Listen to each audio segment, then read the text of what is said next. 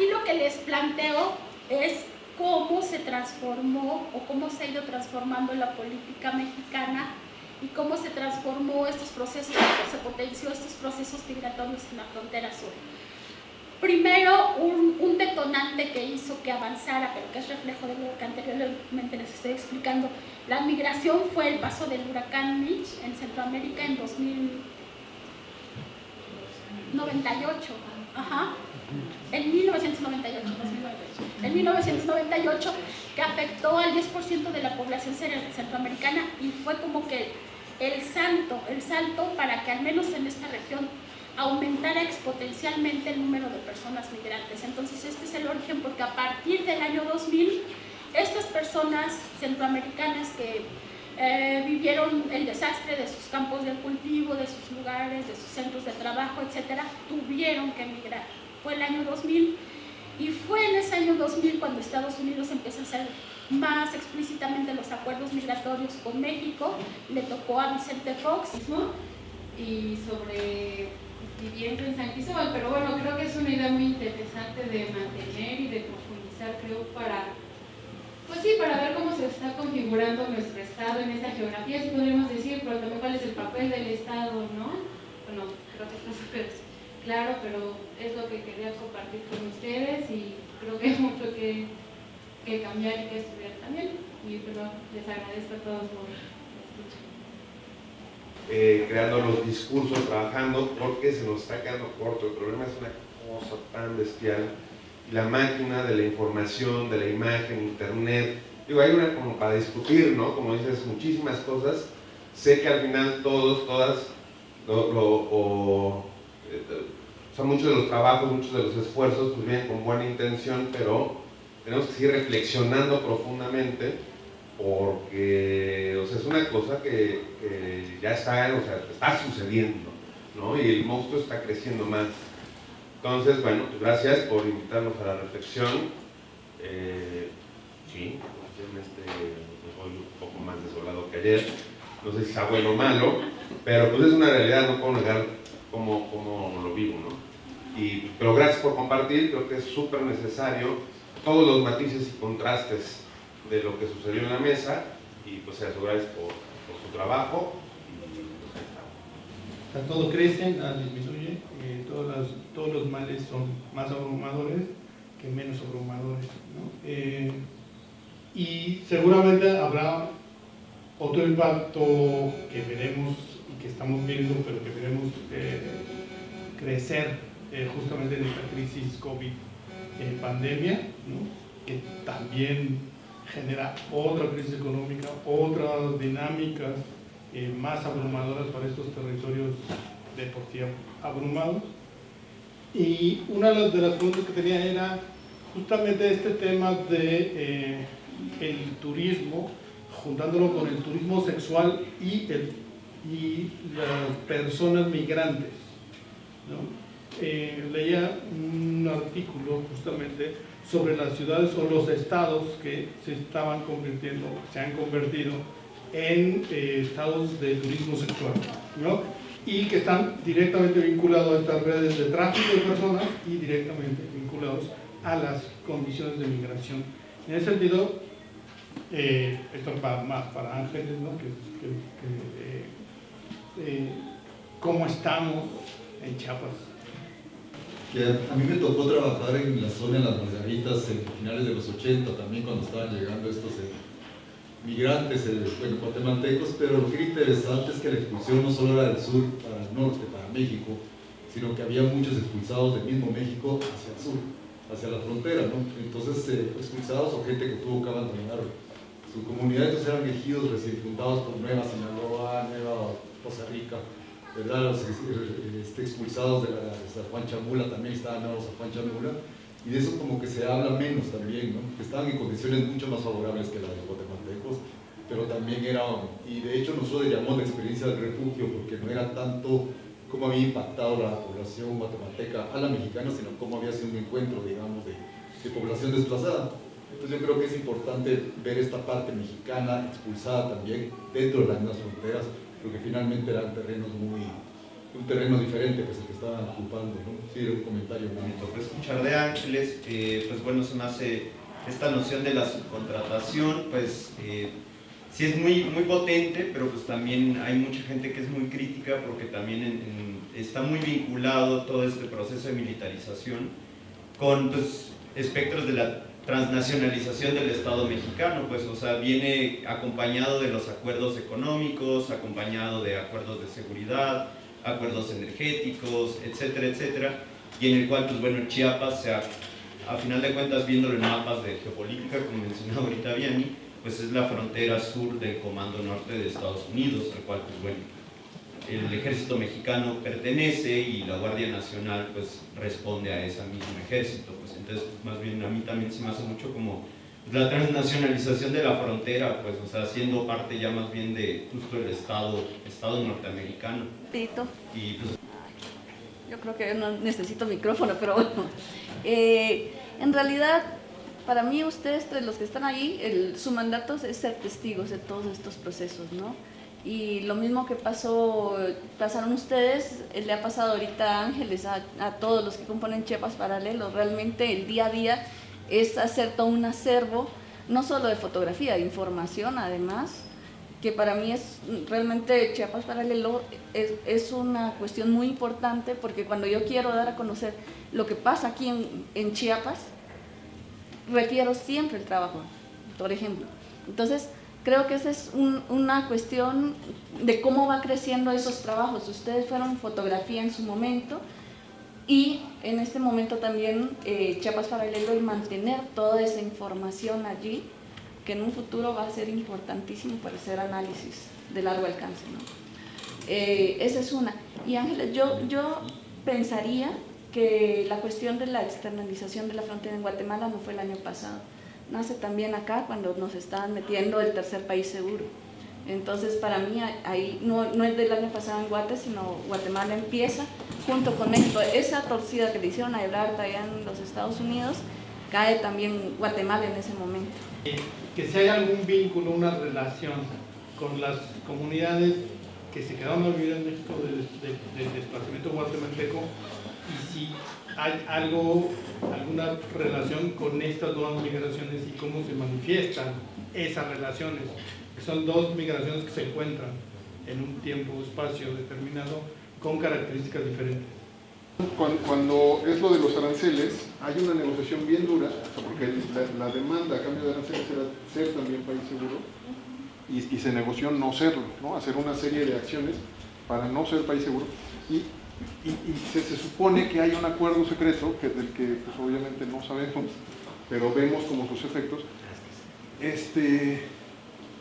Pero el asunto que yo le decía a Isaac desde el principio, desde la primera caravana, era el asunto de: hay un acuerdo donde dice tienen que contener, ¿no? Porque si no, se nos van a amontonar acá, porque nosotros tampoco los vamos a dejar pasar, que fue lo que pasó luego en Tijuana, ¿no? Que también se amontonaba en la banda.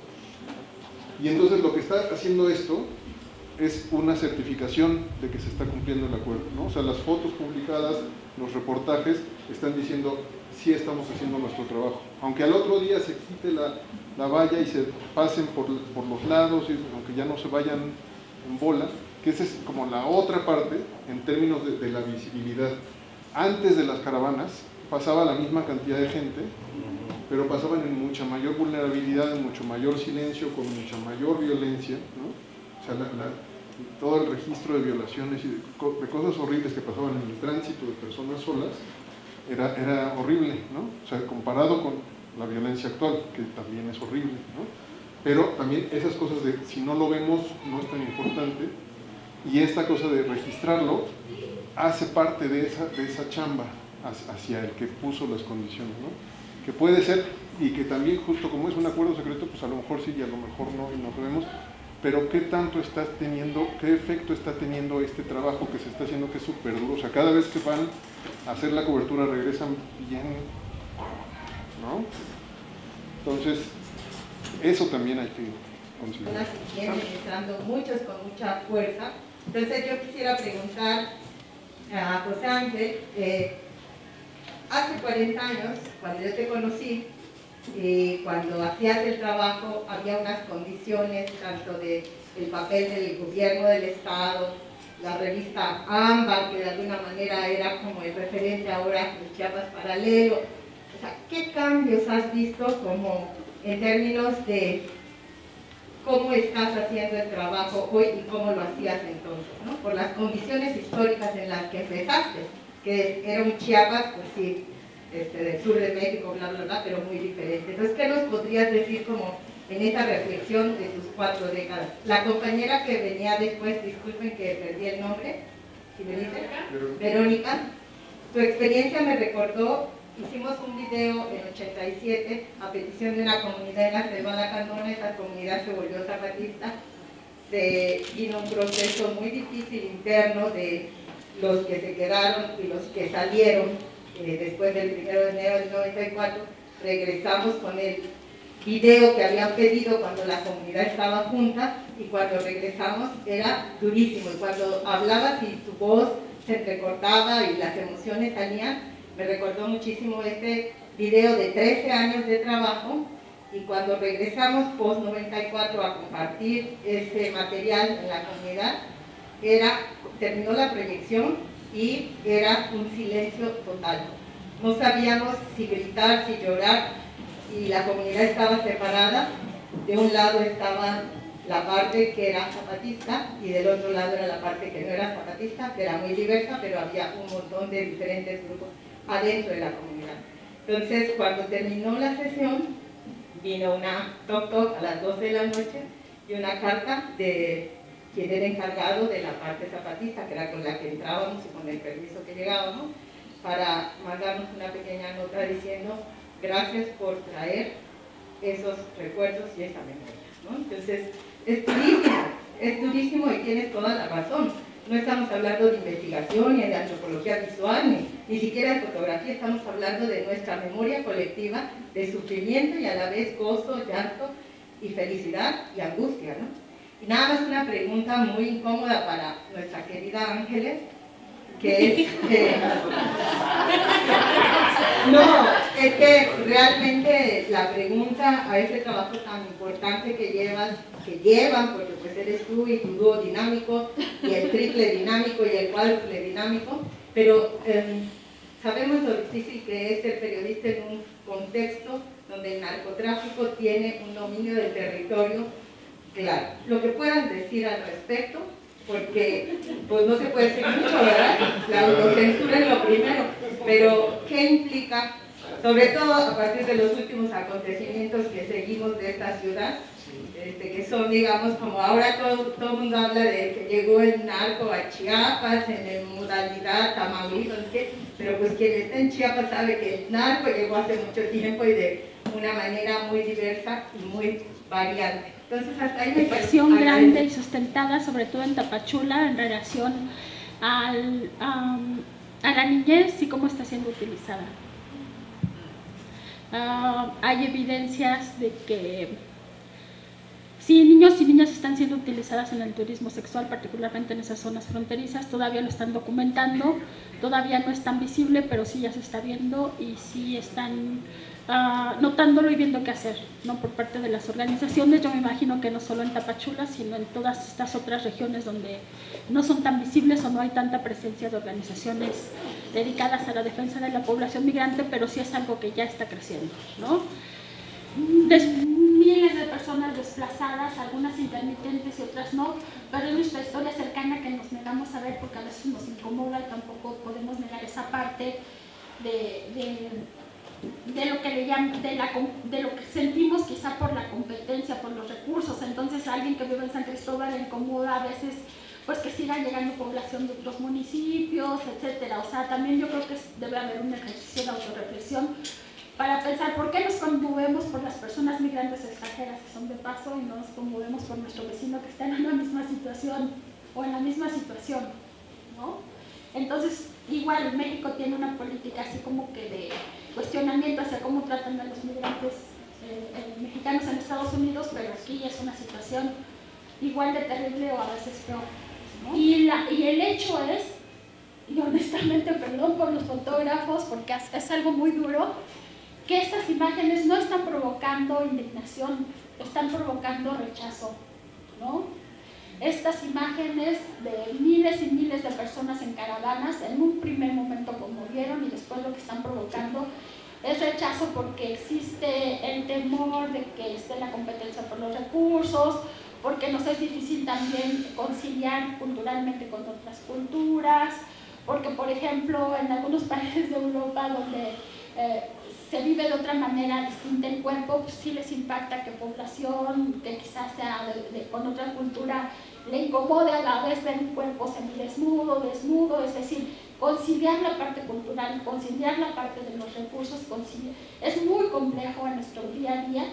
Y entonces estas imágenes no están sirviendo para eso y es como que un repensar nuestro trabajo como periodistas y como fotógrafos para que realmente logremos que nuestro trabajo sirva, y también estas narrativas de una y otra vez contar la caravana, o sea, ¿para qué está sirviendo? ¿O qué efecto está provocando?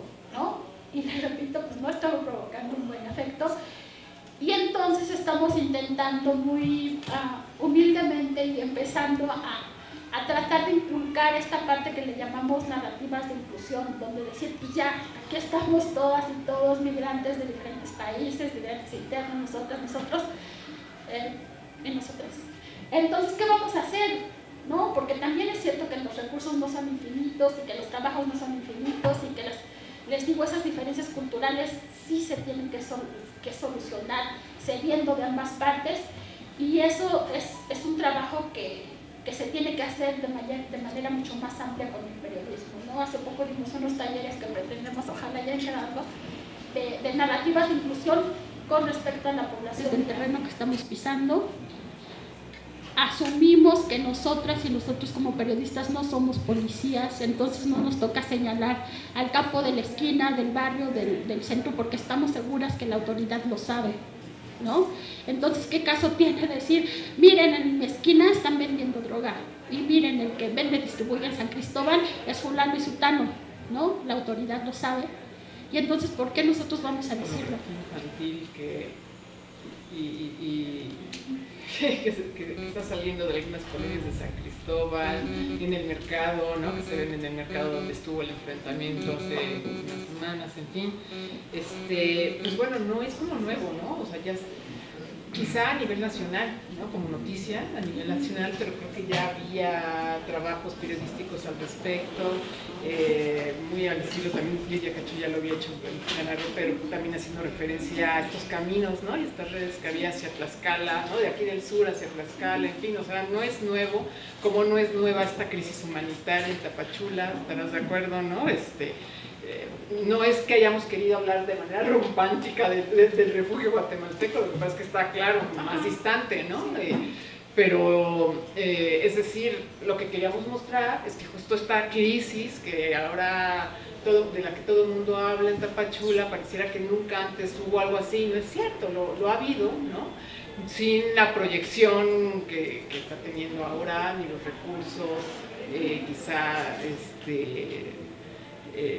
ahora de Estados Unidos para poder extender la frontera, ¿no?